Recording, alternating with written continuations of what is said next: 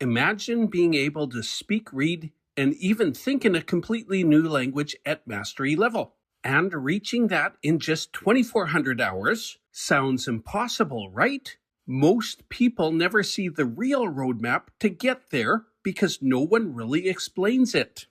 Today, I'm going to show you how a clear step-by-step system using both AI and human guidance can take you from total beginner all the way to true mastery of a language. The truth is, most learners spend years memorizing words, repeating lessons, and practicing in ways that don't actually work. And even after all that effort, they still don't reach fluency. Why? Because they don't have a system. There's no structure, no regular feedback, and no clear plan showing what to learn and when. Even spending thousands of hours can lead to frustration and getting stuck if you don't follow the right approach. This roadmap changes everything. It's a step-by-step system based on the 10 core skills that make someone truly fluent.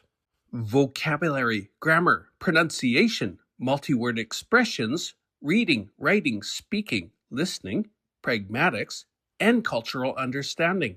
AI helps with practice drills and building your skills, while human guidance focuses on pronunciation, real-world usage, and cultural nuances, the things AI can't fully replace.